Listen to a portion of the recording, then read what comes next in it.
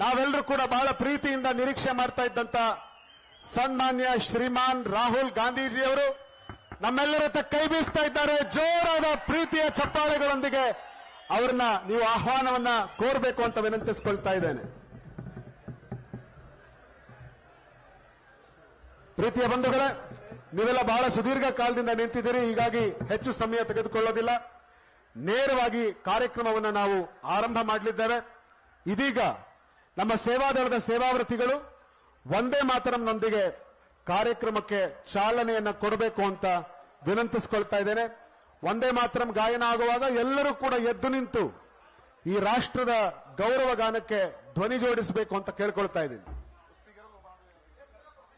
ಕಳಿಸಿ, ಶಶಿ ಅವ್ರನ್ನ ಒಳಗೆ ಕಳಿಸಿ.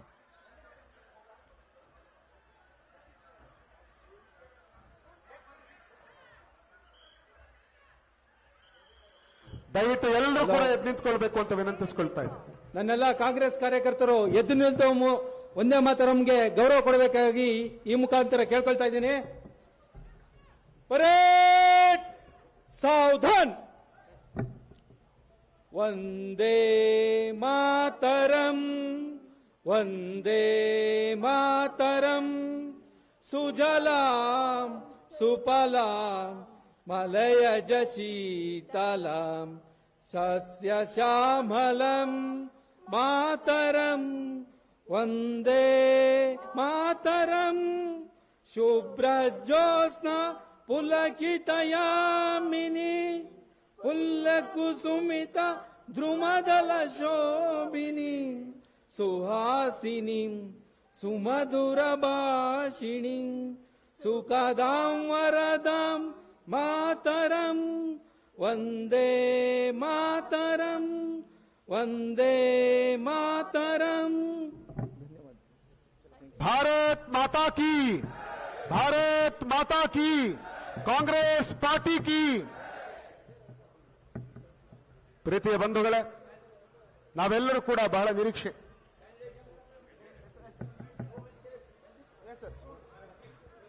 ಹಿಯರ್ ಬೈ ಇದೀಗ ನಮ್ಮನ್ನೆಲ್ಲ ಉದ್ದೇಶಿಸಿ ನಮ್ಮೆಲ್ಲರ ಪ್ರೀತಿಯ ಕಾಂತಣ್ಣ ಈ ಸಭೆಯನ್ನು ಉದ್ದೇಶಿಸಿ ಮಾತನಾಡಬೇಕು ಅಂತ ಹೇಳಿ ನಾನು ಅವ್ರನ್ನ ವಿನಂತಿಸಿಕೊಳ್ತಾ ಇದ್ದೇನೆ. ಜೋರಾದ ಚಪ್ಪಾಳೆಯೊಂದಿಗೆ ಕಾಂತಣ್ಣನನ್ನ ನೀವು ಆಹ್ವಾನವನ್ನ ಕೋರಬೇಕು ಅಂತ ಕೇಳ್ಕೊತಾ ಇದ್ದೀನಿ. LED screen. ವೇದಿಕೆಯ ಮುಂಭಾಗದಲ್ಲಿರುವಂತಹ ಎಲ್ಲ ನನ್ನ ಆತ್ಮೀಯ ಸ್ನೇಹಿತರೆ ಮತ್ತು ಎಲ್ಲ ನನ್ನ ಮುಖಂಡರಿಗೂ ನಮನ ಸಲ್ಲಿಸಿ ಮತ್ತು ನಮ್ಮ ಮಾಧ್ಯಮ ಮಿತ್ರರಿಗೂ ನನ್ನ ನಮನ ಸಲ್ಲಿಸಿ, ವಿಶೇಷವಾಗಿ ಚುನಾವಣಾ ಪ್ರಚಾರಕ್ಕೆ ಬಂದಿರುವಂತ ನಮ್ಮ ಮೆಚ್ಚಿನ ನಾಯಕರಾದಂಥ ರಾಹುಲ್ ಗಾಂಧಿ ಅವರಿಗೆ ನನ್ನ ಎಲ್ಲರ ತುರುವೇಕೆರೆ ಜನತೆ ಪರವಾಗಿ ವಿಶೇಷವಾಗಿ ನನ್ನ ನಮನವನ್ನು ಸಲ್ಲಿಸ್ತೇನೆ. ಮತ್ತು ಅವ್ರ ಜೊತೆ ವಿಶೇಷವಾಗಿ ಆಗಮಿಸಿರುವಂಥ ವೇಣುಗೋಪಾಲ್ ಸಾಹೇಬ್ರೆ ಮತ್ತು ವೇದಿಕೆ ಮೇಲಿರುವಂಥ ಎಲ್ಲ ಗಣ್ಯಾತಿ ಗಣ್ಯರಿಗೆ ನಾನು ನಮನ ಸಲ್ಲಿಸಿ, ಹೆಚ್ಚಿನ ಸಮಯ ಇಲ್ಲ, ಯಾಕೆಂದ್ರೆ ಈಗಾಗಲೇ ಅವರು ಇನ್ನೂ 3-4 ಕಾರ್ಯಕ್ರಮಕ್ಕೆ ಹೋಗಬೇಕಾಗಿದೆ.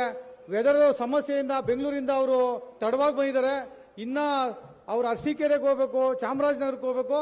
ಹಂಗಾಗಿ ನೇರವಾಗಿ ನೀನೇ ಮಾತಾಡು ಅಂತ ಹೇಳಿದರೆ ಯಾರು ಅನ್ಯತಾ ಭಾವಿಸಬಾರ್ದು ಅಂತ ಈ ಸಂದರ್ಭದಲ್ಲಿ ನಾನಾದ್ರೂ ಹೇಳಿ, ಇವತ್ತು ಏನು 10ನೇ ತಾರೀಕು ನಡೆಯುವಂತ ಚುನಾವಣೆ, ಇದು ಬರೀ ಕಾಂಗ್ರೆಸ್ ಪಕ್ಷದ ಚುನಾವಣೆ ಅಲ್ಲ, ಇದು ಅಂಬೇಡ್ಕರ್ ಬರೆದಂತ ಸಂವಿಧಾನದ ಚುನಾವಣೆ.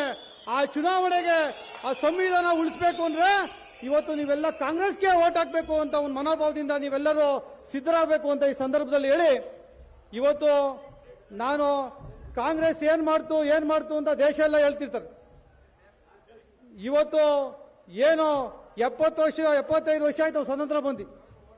ಈ ಊರಿಗೊಂದು ಸ್ಕೂಲ್ ಇರಬೇಕು, ಅಂಗನವಾಡಿ ಇರಬೇಕು, ನಿಮಗೆ ರೇಷನ್ ಕೊಡಬೇಕು, ನಿಮ್ಮ ರಿಸರ್ವೇಶನ್ ಕೊಡಬೇಕು, ಸಬ್ಸಿಡಿ ಕೊಡಬೇಕು, ನಿಮ್ಮ ಗುಣಮಟ್ಟದ ಜೀವನಕ್ಕೆ ದಾರಿದೀಪ ಆಗಬೇಕು, ಡ್ಯಾಮ್ಗಳು ಕಟ್ಟಿದ್ರು. ಇವೆಲ್ಲ ಮಾಡಿದ್ದು ಕಾಂಗ್ರೆಸ್ ಅಂತ ದಯಮಾಡಿ ಯಾರು ಮರೆಯಕ್ಕೆ ಹೋಗ್ಬೇಡಿ. ಇವತ್ತು ಏನು ಹೆಚ್ಚಿನ ಸಮಯ ಭಾಷಣ ಮಾಡಬೇಡ ಅಂತ ಹೇಳಿದ್ರೆ, ಆದ್ರೆ 2 ಮಾತ್ರ ಮಾತಾಡ್ತೀನಿ. ಇವತ್ತು JDS ಅವ್ರು ಬರ್ತಾರೆ, ನಾನೇನು ಹೆಚ್ಚಾಗಿ ಮಾತಾಡಕ್ ಹೋಗಲ್ಲ. 113 ಸೀಟ್ ಬೇಕು, ಬರ್ತಾರ 113 ಸೀಟು JDS ಅವರು. ದಯಮಾಡಿ ಅರ್ಥ ಮಾಡ್ಕೊಳ್ಳಿ. ಸುಮ್ಮನೆ ನೀವು ಮಮೂಲ್ಯವಾದ ಮತವನ್ನು ಹಾಕಿ ವೇಸ್ಟ್ ಮಾಡ್ಕೊಂಬೇಡಿ. ಬರ್ತಾರೆ ಕ್ಯಾಂಡಿಡೇಟ್, ಇದು ನನ್ನ ಕಡೆ ಚುನಾವಣೆ ಒಂದು ಓಟ್ ಹಾಕಿ, ಕಡೆ ಚುನಾವಣೆ ಒಂದು ಓಟ್ ಹಾಕಿ ಅಂತ 15 ವರ್ಷನೇ ಏನು ಕೆಲಸ ಮಾಡಲಿಲ್ಲ, ಇನ್ನು 5 ವರ್ಷ ನಿಮ್ ಕೆಲಸ ಮಾಡ್ತಾರಾ? ದಯಮಾಡಿ ನೀವು ಚಿಂತೆ ಮಾಡಿ ಓಟ್ ಹಾಕಿ. 113 ಸೀಟ್ ಬರಲ್ಲ. ನಿಮ್ಮ ಅಮೂಲ್ಯವಾದ ಮತವನ್ನು ಅವ್ರಿಗೆ ವೇಸ್ಟ್ ಮಾಡಬೇಡಿ. ಯಾವತ್ತಾನ MT ಕೃಷ್ಣಪ್ಪ ಅವ್ರು ಬಂದವರ ಈ ರೀತಿ ಅಭಿವೃದ್ಧಿ ಮಾಡಿದೀನಿ, ನನಗೆ ಮತ ಹಾಕಿ, ಬೇರೆ ಊರಿಗಿಂತ ಹೆಚ್ಚಾಗಿ ಅಭಿವೃದ್ಧಿ ಮಾಡಿದೀನಿ, ಮತ ಹಾಕ್ತಾರ? ಇಲ್ಲ. ನಾನು ಕಡೆ ಚುನಾವಣೆ ಒಂದು ಓಟ್ ಹಾಕಿ, ಕಡೆ ಚುನಾವಣೆ ಒಂದು ಓಟ್ ಹಾಕಿ ಅಂತಾರೆ. ನಿಮ್ಮ ಅಮೂಲ್ಯವಾದ ಮತವನ್ನು ಹಾಕಿ ವೇಸ್ಟ್ ಮಾಡ್ಕೊಂಬೇಡಿ, ಕಾಂಗ್ರೆಸ್ ಪಕ್ಷಕ್ಕೆ ಹಾಕಿ ಅಂತ ಮನವಿ ಮಾಡ್ಕೊಂತೀನಿ. ಇನ್ನ ಬಿಜೆಪಿ ಕರ್ಮಕಾಂಡ ಹೇಳಿದ್ರೆ ಬೆಳಗ್ಗೆಯಿಂದ ಸಾಯಂಕಾಲವರೆಗೂ ಹೇಳ್ತೀನಿ ನಿಮ್ಗೆಲ್ಲರಿಗೂ. ಇವತ್ತು ಏನು ಡೀಸೆಲ್ ರೇಟ್ ಇರ್ಬೋದು, ಗ್ಯಾಸ್ ರೇಟ್ ಇರ್ಬೋದು, ಪೆಟ್ರೋಲ್ ರೇಟ್ ಇರ್ಬೋದು, ದಿನಸಿ ಸಾಮಾನು ರೇಟ್ ಎಲ್ಲ ಜಾಸ್ತಿ ಆಗಿದೆ. ಸಂವಿಧಾನ ಬದಲು ಮಾಡ್ತೀನಿ ಅಂತಾರೆ. ನಿಮ್ಮ ದಿನಸಿ ಸಾಮಾನಿಗೆಲ್ಲ GST ಹಾಕಿದ್ದಾರೆ, ಹಾಲ್ಗೆ GST, ಉಪ್ಪಿಗೆ GST, ಎಲ್ಲ GST ಹಾಕಿದ್ದಾರೆ. ನಿಮ್ಮ ಗುಣಮಟ್ಟದ ಜೀವನಕ್ಕೆ ಕಲ್ಲಾಗ್ತಾ ಇರೋದೇ ಬಿಜೆಪಿ ಇರೋ. ದಯಮಾಡಿ ನೀವು ಅರ್ಥ ಮಾಡ್ಕೊಳ್ಳಿ. ನೀವು ಚಿಂತೆ ಮಾಡಿ, ನೀವು ಮೊಬೈಲು ಟಿವಿ ನೋಡಿ ಓಟ್ ಹಾಕ್ಬೇಡಿ, ಜಾತಿ ಧರ್ಮದ ಮೇಲೆ ಓಟ್ ಹಾಕ್ಬೇಡಿ. ನೀವು ಯೋಚನೆ ಮಾಡಿ ಓಟ್ ಹಾಕ್ತಾರೆ. ನನಗೆ ವಿಶ್ವಾಸ ಇದೆ 100ಕ್ಕೆ 100 ನೀವು ಕಾಂಗ್ರೆಸ್ಗೆ ಓಟ್ ಹಾಕ್ತೀರಾ ಅಂತ ನನಗೆ ವಿಶ್ವಾಸ ಇದೆ ಅಂತ ಈ ಸಂದರ್ಭದಲ್ಲಿ ನಾನಾದ್ರೂ ಹೇಳಕ್ ಇಷ್ಟಪಡ್ತೀನಿ. ಇವತ್ತು ನಾನು ರಾಹುಲ್ ಗಾಂಧಿ ಅವರಿಗೆ ವಿಶೇಷವಾಗಿ ನಾನು ನಿಮ್ಮೆಲ್ಲರ ಮೂಲಕ ಒಂದು ಧನ್ಯವಾದ ಹೇಳ್ತೀನಿ. ಇವತ್ತು ಅವರು ಭಾರತ್ ಜೋಡೋ ಕಾರ್ಯಕ್ರಮದಲ್ಲಿ 3700 ಕಿಲೋಮೀಟರ್ವರೆಗೂ ಪಾದಯಾತ್ರೆ ಮಾಡಿದ್ರು. ಯಾರಿಗೋಸ್ಕರ ಮಾಡಿದ್ರು? ನಮ್ಗೆ ನಿಮ್ಮ ಮಕ್ಕಳ ಭವಿಷ್ಯಕ್ಕೋಸ್ಕರ, ನಿಮ್ಮ ಭವಿಷ್ಯಕ್ಕೋಸ್ಕರ, ದೇಶ ಉಳಿಸೋಕ್ಕೋಸ್ಕರ ಇವತ್ತು ಅವರು ಭಾಷಣ ಮಾಡಿದ್ರು, ಪಾದಯಾತ್ರೆ ಮಾಡಿದ್ರು. ಆ ಪಾದಯಾತ್ರೆ 3600 ಕಿಲೋಮೀಟರ್ ಪಾದಯಾತ್ರೆ ಮಾಡಿದ್ರು. ತುರುವೇಕೆರೆಗೂ ಬಂದೋದ್ರು. ಇವಾಗ ನಮಗೋಸ್ಕರ, ನಿಮ್ಗೋಸ್ಕರ, ನಮ್ಮ ಮಕ್ಕಳ ಭವಿಷ್ಯಕ್ಕೋಸ್ಕರ, ನಮ್ಮ ಭಾರತ ದೇಶಕ್ಕೆ ಐತಿಹ್ಯಕ್ಕೋಸ್ಕರ ಇವತ್ತು ಅವರು ಬಂದು ಪಾದಯಾತ್ರೆ ಮಾಡಿದ್ದಾರೆ. ವಿಶೇಷವಾಗಿ ನಿಮ್ಮೆಲ್ಲರಿಗೂ ನಾನು ಮನವಿ ಮಾಡ್ಕೊಂತೀನಿ, ಎದ್ದು ನಿಂತಿ ಅವ್ರಿಗೋಸ್ಕರ ಒಂದು ಜೋರಾದ ಒಂದು ಚಪ್ಪಾಳೆ ಹೊಡಿಬೇಕು. ನೀವೆಲ್ಲ ಎದ್ದು ನಿಂತಿ ಅಂತ ಅವ್ರಿಗೆ ನಾನು ಮನವಿ ಮಾಡ್ಕೊಂತೀನಿ. ಅವ್ರಿಗೆ ನಾನು ವಿಶೇಷವಾಗಿ ಧನ್ಯವಾದ ಹೇಳ್ತೀನಿ. ಇವತ್ತು ಇನ್ನು ಏನು ಹೆಚ್ಚಾಗಿ ನಾನು ಭಾಷಣ ಮಾಡಕ್ ಹೋಗಲ್ಲ. ನಿಮ್ಮೆಲ್ಲರ ಅಮೂಲ್ಯವಾದ ಮತವನ್ನು ಕಾಂಗ್ರೆಸ್ಗೆ ಹಾಕಿ ನನಗೆ ಬೆಂಬಲ ಕೊಟ್ಟು, ನೀವು ಹಾಕ್ತಂತ ಮತಕ್ಕೆ ಯಾವುದೇ ರೀತಿ ಒಂದೇ ಒಂದು ಕಪ್ ಚುಕ್ಕಿ ಬರದಂಗೆ ಪ್ರಾಮಾಣಿಕವಾಗಿ ನಿಮ್ ಕೆಲಸ ಮಾಡ್ಕೊಡ್ತೀನಿ ಅಂತ ಹೇಳಿ ಮುಂದಿನ ತಿಂಗಳು ನಡೆಯೋ 10ನೇ ತಾರೀಕು ನಡೆಯುವಂತ ಚುನಾವಣೆಯಲ್ಲಿ ನನ್ನ ಕ್ರಮ ಸಂಖ್ಯೆ 1 ಹಸ್ತದ ಚಿಹ್ನೆ ಇರ್ತದೆ. ನಿಮ್ಮ ಅಮೂಲ್ಯವಾದ ಮತವನ್ನು ಹಾಕಿ ನನಗೆ ಆಶೀರ್ವಾದ ಮಾಡಬೇಕು ಅಂತ ಈ ಸಂದರ್ಭದಲ್ಲಿ ನಾನಾದ್ರೂ ಕೈ ಮುಗಿದು ನಿಮ್ಗೆಲ್ಲರಿಗೂ ಮನವಿ ಮಾಡಿ ಇವತ್ತು ಮತ್ತೊಮ್ಮೆ ನಿಮ್ಮ ಆಶೀರ್ವಾದ ಇರಲಿ ಅಂತ ಕೇಳಿ ಇವತ್ತು ಬೋಲೋ ಭಾರತ್ ಮಾತಾಕ್ಕೆ, ಕಾಂಗ್ರೆಸ್ ಪಾರ್ಟಿಗೆ, ರಾಹುಲ್ ಗಾಂಧೀಜಿಗೆ ಧನ್ಯವಾದಗಳು. ಎಲ್ಲರಿಗೂ ನಮಸ್ಕಾರ. ಬೆಮೆಲ್ ಕಾಂತರಾಜ್ ಅವರಿಗೆ ಧನ್ಯವಾದಗಳು. I request our beloved leader Shri Rahul Gandhiji to address the people of Turuvekere.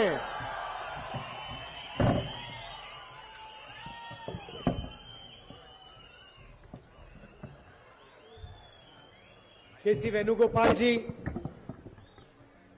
Doctor Chella Kumar ji, BM Kantharaju ji, stage पे कांग्रेस पार्टी के सीनियर नेता, हमारे प्यारे कार्यकर्ता, भाइयों और बहनों, प्रेस के हमारे मित्रों, आप सबका यहां बहुत बहुत स्वागत। आप दूर से आए हैं, इसके लिए मैं आपका धन्यवाद करता हूं। ವೇದಿಕೆ ಮೇಲೆ ಇರತಕ್ಕಂತ ಸನ್ಮಾನ್ಯ ವೇಣುಗೋಪಾಲ್ ರವರೇ, ಬೆಮೆಲ್ ಕಾಂತರಾಜ್ ರವರೇ, ವೇದಿಕೆ ಮೇಲೆ ಇರತಕ್ಕಂತ ಎಲ್ಲ ಹಿರಿಯ ನಾಯಕರೇ ಹಾಗೂ ಇಲ್ಲಿರ್ತಕ್ಕಂಥ ಎಲ್ಲ ಮಾಧ್ಯಮದ ಸ್ನೇಹಿತರೇ, ನಿಮ್ಮೆಲ್ಲರಿಗೂ ಕೂಡ ನಾನು ನಮಸ್ಕಾರವನ್ನು ತಿಳಿಸ್ತೇನೆ. कुछ ही दिनों में कर्नाटक में चुनाव है और आपको अपनी सरकार बनानी है। ಕೆಲವೇ ದಿನಗಳಲ್ಲಿ ಕರ್ನಾಟಕದಲ್ಲಿ ಚುನಾವಣೆ ಇದೆ. ನೀವುಗಳು ನಿಮ್ಮ ಸರ್ಕಾರವನ್ನು ಆಯ್ಕೆ ಮಾಡಬೇಕಾಗಿದೆ. आपको याद होगा कि पिछले चुनाव में आपने बीजेपी की सरकार नहीं चुनी थी। ನಿಮಗೆ ನೆನಪಿದೆ, ಕಳೆದ ಚುನಾವಣೆಯಲ್ಲಿ ನೀವು ಬಿಜೆಪಿಗೆ ಮತವನ್ನು ಕೊಟ್ಟಿಲ್ಲ, ಅವರನ್ನು ಆಯ್ಕೆ ಮಾಡಿಲ್ಲ. बीजेपी ने एमएलएज को पैसा देकर लोकतंत्र को नष्ट करके कर्नाटक में सरकार चोरी की थी।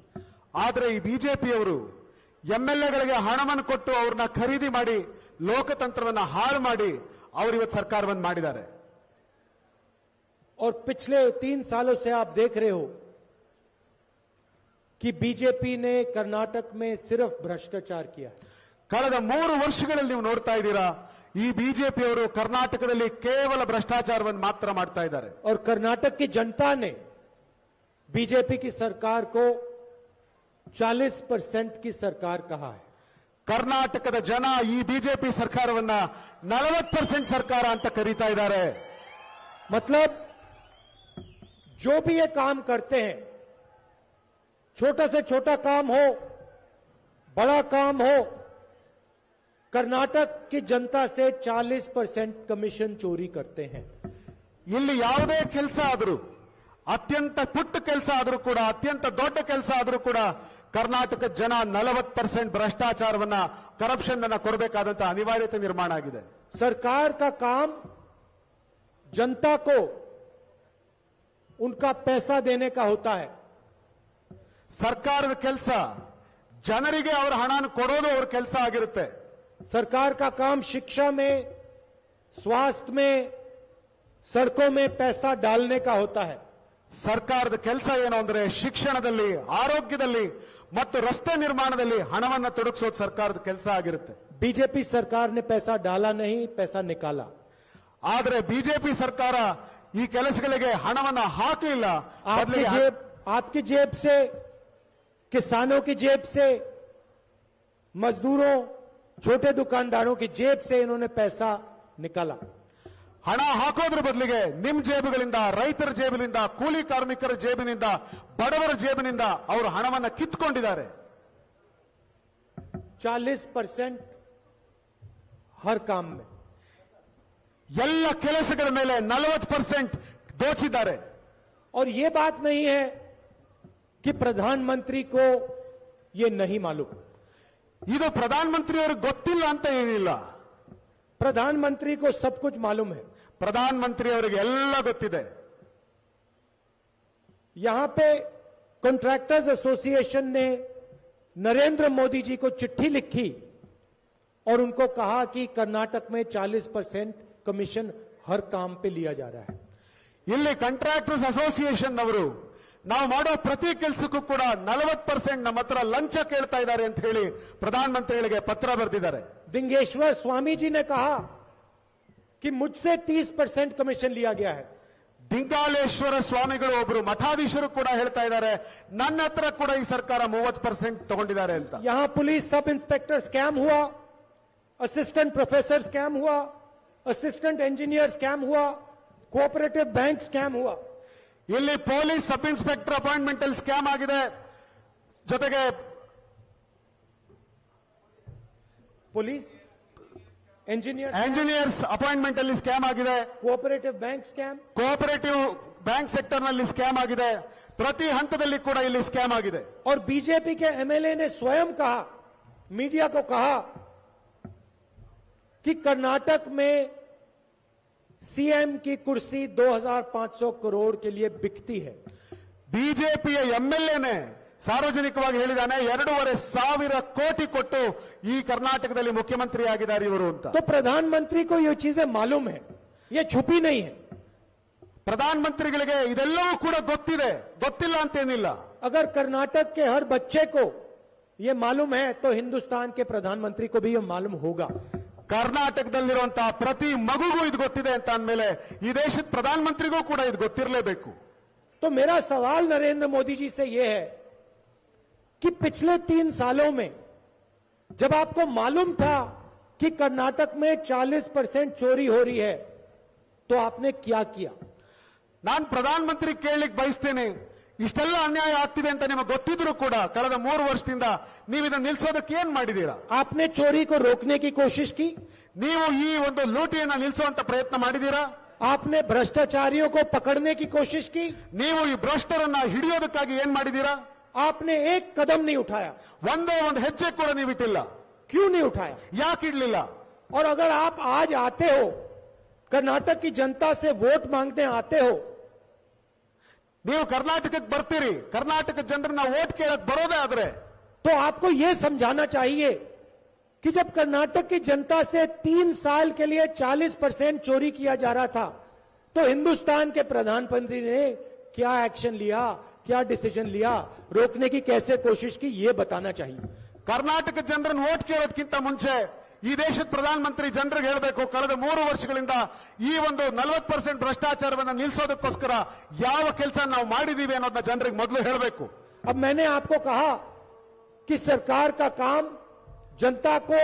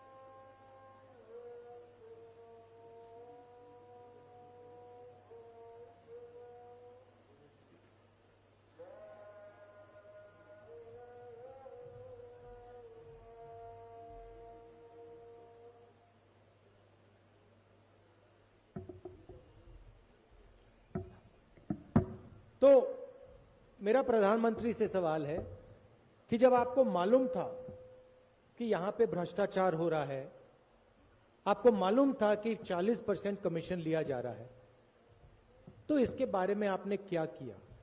अपने भाषण में कर्नाटक की जनता को आप ये बताइए कि जब मुझे पता लगा कि 40% कमीशन लिया जा रहा था तो मैंने ये और ये किया. ನಿಮಗೆ ಈ ರಾಜ್ಯದಲ್ಲಿ 40% ಭ್ರಷ್ಟಾಚಾರ ಆಗ್ತಾ ಇದ್ದಿದ್ದು ಗೊತ್ತಿದ್ದು ಕೂಡ ಇವತ್ತು ಇವ್ರ ಹತ್ರ ವೋಟ್ ಕೇಳಕ್ ಬಂದಿದ್ದೀರಲ್ಲ, ಈ ಜನಗಳಿಗೆ ನೀವು ಹೇಳಬೇಕು, ನಾನು ಈ ಭ್ರಷ್ಟಾಚಾರವನ್ನ ನಿಲ್ಲಿಸೋದಕ್ಕಾಗಿ ನಾನು ಇಂತಿಂತದ್ನೆಲ್ಲ ಮಾಡಿದೀನಿ ಅಂತ ಜನಗಳ ಮೊದಲು ಹೇಳಿ. आप कर्नाटक की जनता को यह भी समझाइए कि जब कर्नाटक को टैक्स का पैसा मिलना चाहिए और कर्नाटक को जो कर्नाटक का हक था वो पैसा नहीं मिला तो आपने क्या किया? ಕರ್ನಾಟಕ ಜನಕ್ಕೆ ನೀವು ಇದನ್ನು ಹೇಳಿ, ಕರ್ನಾಟಕ ಜನ ಕಟ್ಟಿದಂತ ಟ್ಯಾಕ್ಸಿನ ಮೇಲೆ ಅವರ ಹಕ್ಕೇನಿತ್ತು, ನಾವು ಅದನ್ನು ಅವ್ರಿಗೆ ಕೊಡ್ಲಿಲ್ಲ ನ್ಯಾಯವಾಗಿ ಅನ್ನೋದನ್ನು ಕೂಡ ನೀವು ಈ ಜನಗಳಿಗೆ ಹೇಳಿ. और आप ये भी बताइए जब कर्नाटक में बाढ़ आई, जबरदस्त नुकसान हुआ, तो आपने क्या मदद की? ಕರ್ನಾಟಕದಲ್ಲಿ ಹಿಂದೆ ಪ್ರವಾಹಗಳು ಬಂದು ತುಂಬಾ ಅನ್ಯಾಯ ಆದಂತ ಸಂದರ್ಭದಲ್ಲಿ, ಜನರು ನಷ್ಟ ಆದಂತ ಸಂದರ್ಭದಲ್ಲಿ ಜನಕ್ಕೆ ಏನ್ ಮಾಡಿದ್ವಿ ಅನ್ನೋದನ್ನ ಹೇಳಿ. और गोवा, महाराष्ट्र और कर्नाटक के बीच में जो पानी का मसला है, पानी बांटने का मसला है, उसमें आपने कर्नाटक की कैसे मदद की, ये भी बता दीजिए. ಗೋವಾ, ಮಹಾರಾಷ್ಟ್ರ ಮತ್ತು ಕರ್ನಾಟಕ ರಾಜ್ಯಗಳ ನಡುವೆ ನೀರಿಗೋಸ್ಕರ ಏನ್ ಇವತ್ತು ಸಂಘರ್ಷ ನಡೀತಾ ಇದೆ, ಅದನ್ನ ನಿಲ್ಸೋದಕ್ಕಾಗಿ ನೀವೇನ್ ಮಾಡಿದ್ರಿ, ಕರ್ನಾಟಕಕ್ಕೆ ಏನ್ ಸಹಾಯ ಮಾಡಿದ್ರಿ ಅದನ್ನು ಹೇಳಿ. आप कर्नाटक के चुनाव में आते हो, कर्नाटक की बात नहीं करते हो, अपनी बात करते हो. ನೀವು ಕರ್ನಾಟಕದಲ್ಲಿ ಚುನಾವಣೆ ಮಾಡೋದಕ್ಕೆ ಬರ್ತೀರಿ, ಆದ್ರೆ ಕರ್ನಾಟಕದವರು ಮಾತಾಡಲ್ಲ, ನಿಮ್ಮ ಮಾತನ್ನು ನೀವು ಹೇಳೋದು ಹೊರಟಿದ್ದೀರಿ. आपको यह बताना चाहिए कि आपने पिछले 3 सालों में कर्नाटक में क्या करवाया. ನೀವು ಜನರಿಗೆ ಇದನ್ನ ಹೇಳಿ, ಕಳೆದ 3 ವರ್ಷಗಳಿಂದ ಕರ್ನಾಟಕದಲ್ಲಿ ನಿಮ್ಮ ಸರ್ಕಾರ ಏನ್ ಮಾಡಿದೆ ಅನ್ನೋದನ್ನ ಹೇಳಿ. आपको यह भी कहना चाहिए कि अगले 5 सालों में आप क्या करने वाले हो. ನೀವು ಅಷ್ಟು ಮಾತ್ರ ಅಲ್ಲ, ಮುಂದೆ ನಾವು ಅಧಿಕಾರಕ್ಕೆ ಬಂದ್ರೆ ಏನ್ ಮಾಡ್ತೀವಿ ಅಂತಾದ್ರೂ ಜನಕ್ಕೆ ಅದನ್ನಾದ್ರೂ ಹೇಳಿ. कर्नाटक के युवाओं के लिए क्या करोगे, शिक्षा के लिए क्या करोगे, स्वास्थ्य के लिए क्या करोगे, भ्रष्टाचार के खिलाफ क्या करोगे, ये आपको अपने भाषण में बोलना चाहिए. ನೀವು ಕರ್ನಾಟಕದ ಯುವಕರಿಗೆ ಏನ್ ಮಾಡ್ತೀರಿ, ಆರೋಗ್ಯಕ್ಕಾಗಿ ಏನ್ ಮಾಡ್ತೀರಿ, ಶಿಕ್ಷಣಕ್ಕಾಗಿ ಏನ್ ಮಾಡ್ತೀರಿ, ಕರ್ನಾಟಕದಲ್ಲಿರುವಂತಹ ಭ್ರಷ್ಟಾಚಾರವನ್ನ ನಿಲ್ಲಿಸೋದಕ್ಕಾಗಿ ಏನ್ ಮಾಡ್ತೀರಿ ಅನ್ನೋದನ್ನ ಜನಗಳ ಮುಂದೆ ಹೇಳಿ. ನೀವು ये चुनाव आपके बारे में नहीं है, ये चुनाव कर्नाटक के जनता और कर्नाटक के भविष्य के बारे में है. ಈ ಚುನಾವಣೆ ನಿಮಗಾಗಿ ನಡೀತಿರೋದಲ್ಲ, ಚುನಾವಣೆ ನಡೀತಿರೋದು ಕರ್ನಾಟಕದ ಜನರಿಗೋಸ್ಕರ, ಕರ್ನಾಟಕದ ಜನರ ಭವಿಷ್ಯಕ್ಕೋಸ್ಕರ ನಡೀತಾ ಇರುವಂತ ಚುನಾವಣೆ ಇದು. आप कहते हो कि कांग्रेस ने मेरे ऊपर 91 बार आक्रमण किया. ನೀವು ಕಾಂಗ್ರೆಸ್ ನನ್ನ ಮೇಲೆ ಅನೇಕ ಬಾರಿ ಆಕ್ರಮಣ ಮಾಡ್ತು ಅಂತ ಹೇಳ್ತೀರಿ, मगर आप ये कभी नहीं कहते हो कि कर्नाटक के लिए मैंने क्या किया. ಆದ್ರೆ ನೀವು ಯಾವತ್ತೂ ಹೇಳಿಲ್ಲ ಕರ್ನಾಟಕಕ್ಕೆ ನಾನೇನು ಮಾಡಿದೆ ಅನ್ನೋದನ್ನ ಹೇಳ್ತಾ ಇಲ್ಲ. अगले भाषण में आप ये बताइए कर्नाटक की जनता को कि पिछले 3 सालों में आपने कौन सी चीजें की और अगले 5 सालों में आप क्या करने जा रहे हो. ನೀವು ಮತ್ತೆ ಕರ್ನಾಟಕ ಜನಕ್ಕೆ ಮಾತಾಡೋದಾದ್ರೆ ಕಳೆದ 3 ವರ್ಷದಲ್ಲಿ ಕನ್ನಡಿಗರಿಗೆ ನಾನು ಏನ್ ಕೊಟ್ಟೆ ಅನ್ನೋದನ್ನ ಹೇಳಿ. ಧೈರ್ಯ ಇದ್ರೆ ನೀವು ಮತ್ತೆ ಮುಂದೆ ಸರ್ಕಾರ ಬಂದ್ರೆ ಏನ್ ಮಾಡ್ತೀವಿ ಅನ್ನೋದನ್ನ ಹೇಳಿ ನೀವು. और दूसरी बात, जैसे हम यहां आते हैं, हम भाषण देते हैं, हम अपनी नेताओं के बारे में बात करते हैं. ಮತ್ತೆ ನಾವಿಲ್ಲಿ ಬಂದಾಗ ನಾವಿಲ್ಲಿಗೆ ಬರ್ತೀವಿ, ಭಾಷಣ ಮಾಡ್ತೀವಿ, ನಮ್ಮ ನಾಯಕರುಗಳ ಬಗ್ಗೆ ಹೇಳ್ತೀವಿ. सिद्धरमैया जी ने क्या किया, डीके शिव कुमार जी क्या करते हैं. ನಾವು ಸಿದ್ದರಾಮಯ್ಯನವರು ಈ ರಾಜ್ಯಕ್ಕೆ ಏನ್ ಮಾಡಿದ್ರು, ಡಿ.ಕೆ. ಶಿವಕುಮಾರ್ ಅವರು ಏನ್ ಮಾಡಿದ್ರು ಅನ್ನೋದ್ರ ಬಗ್ಗೆ ಹೇಳ್ತೀವಿ. हम सब नेताओं के नाम लेते हैं. ನಾವೆಲ್ಲ ನಾಯಕರುಗಳ ಹೆಸರು ಹೇಳಿ ಅವ್ರು ಕೊಟ್ಟಂತ ಕೊಡುಗೆ ಬಗ್ಗೆ ಹೇಳ್ತೇವೆ. आप आते हो, आप अपने चीफ मिनिस्टर का नाम तक नहीं लेते हो, आप येदुरप्पा जी का नाम तक नहीं लेते हो. ಆದ್ರೆ ನೀವು ಬರ್ತೀರಾ, ನಿಮ್ ಮುಖ್ಯಮಂತ್ರಿ ಹೆಸರು ಹೇಳಲ್ಲ, ಯಡಿಯೂರಪ್ಪನವ್ರ ಹೆಸರು ಕೂಡ ಹೇಳಲ್ಲ, ಹಂಗೆ ಮಾತಾಡೋಗ್ತೀರಾ. आपके भाषण सिर्फ नरेंद्र मोदी जी के बारे में होते हैं. ನಿಮ್ ಭಾಷಣ ಬರೀ ನರೇಂದ್ರ ಮೋದಿ ಬಗ್ಗೆ ಮಾತ್ರ ಆಗಿರುತ್ತೆ. 1-2 बार आप येदुरप्पा जी का भी नाम ले लीजिए, बोम्मई जी का भी नाम ले लीजिए, उनको अच्छा लगेगा. ಕಡೆ ಪಕ್ಷ 1-2 ಸರ್ತಿ ಆದರೂ ಯಡಿಯೂರಪ್ಪನವ್ರ ಹೆಸರನ್ನ ಹೇಳಿ ಸ್ವಾಮಿ, ಬೊಮ್ಮಾಯಿ ಅವ್ರ ಹೆಸರನ್ನಾದ್ರೂ ಹೇಳಿ ಸ್ವಾಮಿ, ಅವ್ರಿಗೂ ಒಂದ್ ಸ್ವಲ್ಪ ಖುಷಿ ಆಗ್ಲಿ. अब मैं थोड़ा कहना चाहता हूं कि कांग्रेस पार्टी कर्नाटक के लिए, कर्नाटक के युवाओं के लिए, किसानों के लिए, मजदूरों के लिए क्या करने जा रही है. ನಾನು ನಮ್ಮ ಸರ್ಕಾರ ಕರ್ನಾಟಕದಲ್ಲಿ ಕರ್ನಾಟಕದ ರೈತರಿಗೋಸ್ಕರ, ಕರ್ನಾಟಕದ ಯುವಕರಿಗೋಸ್ಕರ, ಕರ್ನಾಟಕದ ಬಡ ಜನರಿಗೋಸ್ಕರ ಏನ್ ಮಾಡ್ತೀವಿ ಅನ್ನೋದನ್ನ ನಾನು ಹೇಳ್ತೇನೆ. पिछले 3 सालों में आपसे हजारों करोड़ रुपए चोरी किए गए. ಕಳೆದ 3 ವರ್ಷದಲ್ಲಿ ನಿಮ್ಮಿಂದ ಸಾವಿರಾರು ಕೋಟಿ ಕಳ್ಳತನ ಮಾಡಿದ್ದಾರೆ. इसलिए अगले 5 सालों में हम आपका धन आपको देना चाहते हैं. ಆದ್ರಿಂದ ಮುಂದಿನ 5 ವರ್ಷ ನಿಮ್ಮ ಹಣವನ್ನ ನಾನು ನಿಮಗೆ ಕೊಡುವಂತ ವ್ಯವಸ್ಥೆಯನ್ನು ಮಾಡ್ತೇನೆ. जितना धन बीजेपी ने चोरी किया, उतना धन हम सीधा आपकी जेब में डालना चाहते हैं. ಎಷ್ಟು ಹಣವನ್ನ ಬಿಜೆಪಿ ಅವರು ನಿಮ್ ಜೇಬಿಂದ ಲೂಟಿ ಮಾಡಿದ್ರೋ ಅಷ್ಟು ಹಣವನ್ನ ವಾಪಸ್ ನಿಮ್ ಜೇಬಿಗೆ ತುಂಬಿಸೋ ಕೆಲಸನ ನಾವು ಮಾಡ್ತೇವೆ. बीजेपी ने जो चोरी की थी, उसकी सबसे बड़ी चोट महिलाओं को लगी है. ಬಿಜೆಪಿ ಅವರು ಏನ್ ಲೂಟಿ ಮಾಡಿದರು, ಅವರು ದೊಡ್ಡ ಪ್ರಮಾಣ ಲೂಟಿ ಮಾಡಿದ್ದು ನಮ್ಮ ಹೆಣ್ಣು ಮಕ್ಕಳ ಹಣವನ್ನ. एक तरफ उन्होंने भ्रष्टाचार किया, 40% चोरी की, दूसरी तरफ उन्होंने महंगाई बढ़ाई. ಒಂದ್ ಕಡೆ ಅವರು ಭ್ರಷ್ಟಾಚಾರ ಮಾಡಿ 40% ಲಂಚ ಹೊಡೆದ್ರು, ಇನ್ನೊಂದ್ ಕಡೆಯಿಂದ ಬೆಲೆ ಏರಿಕೆ ಮಾಡಿ ಎಲ್ಲ ವಸ್ತುಗಳ ಬೆಲೆ ಏರಿಸಿದ್ರು. अपने मित्रों की मदद करी और पूरे देश में महंगाई बढ़ा दी. ಅವರ ಸ್ನೇಹಿತರಿಗೆ ಸಹಾಯ ಮಾಡಬೇಕು ಅನ್ನೋ ಒಂದೇ ಒಂದು ಕಾರಣಕ್ಕೋಸ್ಕರ ಇಡೀ ದೇಶದಲ್ಲಿ ಬೆಲೆ ಏರಿಕೆ ಮಾಡಿದ್ರು. तो हमारा पहला कदम गृह लक्ष्मी स्कीम, जिसमें हम हर महीने कर्नाटक की महिलाओं को 2000 रुपए बैंक अकाउंट में डालेंगे. ನಾವಿಡುವಂತ ಮೊದಲನೇ ಹೆಜ್ಜೆ ನಮ್ಮ ಹೆಣ್ಣು ಮಕ್ಕಳಿಗೆ ಗೃಹಲಕ್ಷ್ಮಿ ಯೋಜನೆಯನ್ನು ತಂದಿದ್ದೇವೆ. ನಮ್ಮ ಮನೆಯ ಹೆಣ್ಣು ಮಕ್ಕಳಿಗೆ 2000 ರೂಪಾಯಿಗಳನ್ನ ಅವರ ಅಕೌಂಟ್ಗೆ ಹಾಕುವಂತ ವ್ಯವಸ್ಥೆ ಮಾಡ್ತೇವೆ. दूसरा कदम गृह ज्योति, 2000 यूनिट मुफ्त बिजली हर महीने. ಎರಡನೇ ಹೆಜ್ಜೆ 200 ಯೂನಿಟ್ ವಿದ್ಯುತ್ ಅನ್ನ ಪ್ರತಿಯೊಬ್ಬರಿಗೂ ಒಂದೊಂದು ಮನೆಗೂ ನಾವು ಉಚಿತವಾಗಿ ಕೊಡ್ತೇವೆ. तीसरा वायदा अन्न भाग्य स्कीम, 10 किलो चावल हर मेंबर, हर परिवार के मेंबर को. ಮೂರನೇ ಯೋಜನೆ ಈ ರಾಜ್ಯದ ಪ್ರತಿಯೊಬ್ಬ ಬಡವನಿಗೂ ಮನೆ ಮನೆಯಲ್ಲಿ ಒಬ್ಬೊಬ್ಬ ವ್ಯಕ್ತಿಗೆ 10 ಕೆಜಿ ಅಕ್ಕಿಯನ್ನು ಕೊಡುವಂತ ವ್ಯವಸ್ಥೆಯನ್ನು ಮಾಡ್ತೇವೆ. चौथा वायदा, जिसको हम सखी कहते हैं, महिलाओं के लिए पब्लिक ट्रांसपोर्ट मुफ्त में. ನಾಲ್ಕನೇ ವ್ಯವಸ್ಥೆ ನಮ್ಮ ಹೆಣ್ಣು ಮಕ್ಕಳಿಗೆ ಸಖಿ ಅನ್ನೋ ಯೋಜನೆ ತಂದಿದ್ದೀವಿ. ನಮ್ಮ ಹೆಣ್ಣು ಮಕ್ಕಳು ಬಸ್ಸಲ್ಲಿ ಓಡಾಡಿದರೆ ಅವರಿಗೆ ಸಂಪೂರ್ಣವಾಗಿ ಉಚಿತ ಮಾಡ್ತೇವೆ, ಬಸ್ ಟಿಕೆಟ್ ಉಚಿತ ಮಾಡ್ತೇವೆ. अगर कोई भी महिला कर्नाटक में बस में जाएगी, पब्लिक बस में जाएगी, सरकारी बस में जाएगी, तो उसे 1 रुपया नहीं देना पड़ेगा. ಕರ್ನಾಟಕದಲ್ಲಿ ಯಾವುದೇ ಹೆಣ್ಣು ಮಗಳು ಸರ್ಕಾರಿ ಬಸ್ಸಲ್ಲಿ ಓಡಾಡಿದರೆ ಅವಳ ಹತ್ರ 1 ರೂಪಾಯಿ ಕೂಡ ಇಸ್ಕೊಳ್ಳೋದಿಲ್ಲ ಇನ್ಮೇಲೆ. भाई और बहनों, नोटबंदी और जीएसटी ने कर्नाटक में बेरोजगारी फैला दी है. ನೋಟ್ ಬಂದಿ ಮಾಡಿದ್ರಿಂದ, ಜಿಎಸ್ಟಿಯನ್ನ ಜಾಸ್ತಿ ಮಾಡಿರೋದ್ರಿಂದ ಕರ್ನಾಟಕದಲ್ಲಿ ಇವತ್ತು ನಿರುದ್ಯೋಗ ಜಾಸ್ತಿ ಆಗಿದೆ. बीजेपी ने कॉलेजेस और यूनिवर्सिटीज को प्राइवेटाइज कर दिया. ಬಿಜೆಪಿ ಅವರು ಕಾಲೇಜ್ಗಳನ್ನ, ಯೂನಿವರ್ಸಿಟಿಗಳನ್ನು ಕೂಡ ಪ್ರೈವೇಟೈಸ್ ಮಾಡಿಬಿಟ್ಟಿದ್ದಾರೆ. युवाओं को रोजगार नहीं मिलता है, ये कर्नाटक की सच्चाई है. ಕರ್ನಾಟಕದಲ್ಲಿ ಯುವಕರಿಗೆ ಉದ್ಯೋಗ ಸಿಗ್ತಾ ಇಲ್ಲ, ಇದು ಸತ್ಯ. इसलिए हम कर्नाटक के युवाओं के लिए युवा निधि स्कीम ला रहे हैं. ಆದ್ರಿಂದಲೇ ನಾವು ಕರ್ನಾಟಕದ ಯುವಕರಿಗೋಸ್ಕರ ಯುವ ನಿಧಿ ಅನ್ನುವಂತ ಯೋಜನೆಯನ್ನು ತಗೊಂಡು ಬರ್ತಾ ಇದ್ದೇವೆ. नरेंद्र मोदी जी ने, कर्नाटक के चीफ मिनिस्टर ने आपको बेरोजगारी दी, हम आपको युवा निधि देने जा रहे हैं.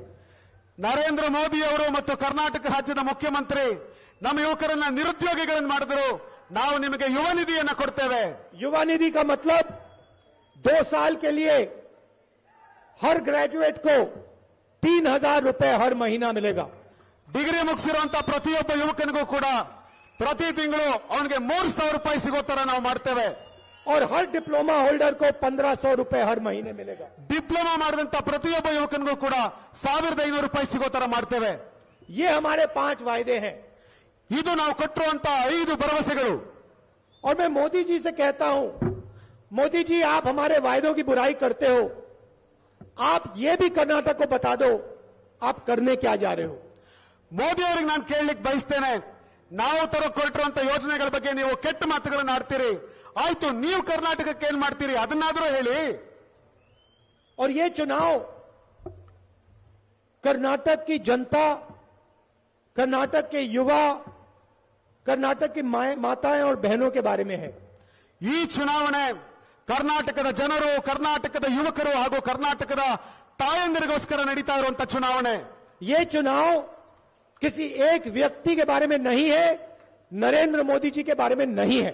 ಈ ಚುನಾವಣೆ ಯಾರೋ ಒಬ್ಬ ವ್ಯಕ್ತಿಗಾಗಿ ನಡೀತಿರೋ ಚುನಾವಣೆ ಅಲ್ಲ, ನರೇಂದ್ರ ಮೋದಿ ಅವರಿಗೋಸ್ಕರ ನಡೀತಿರೋ ಚುನಾವಣೆ ಅಲ್ಲ। और प्रधानमंत्री को यह बात समझनी होगी।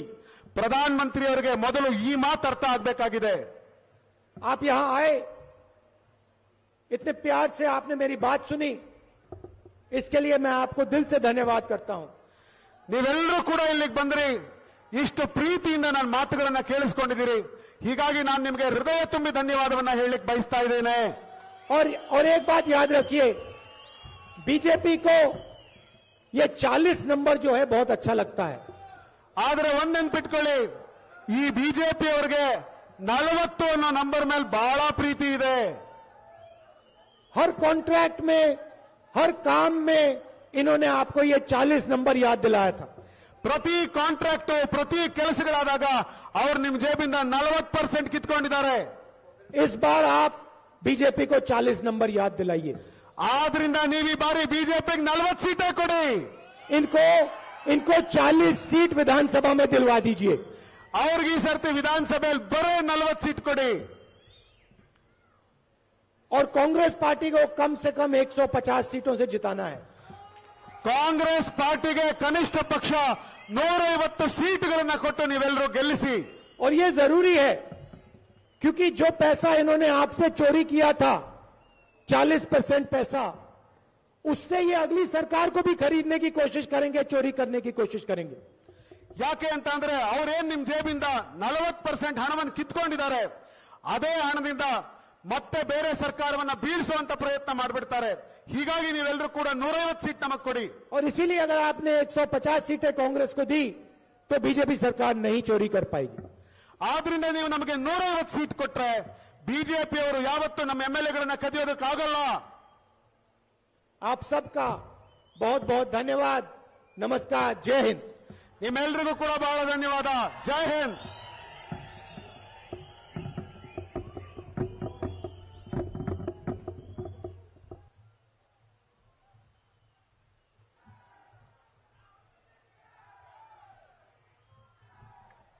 राहुल गांधी की, श्री राहुल गांधी की, श्री राहुल गांधी की, श्री राहुल गांधी की, भारत माता की।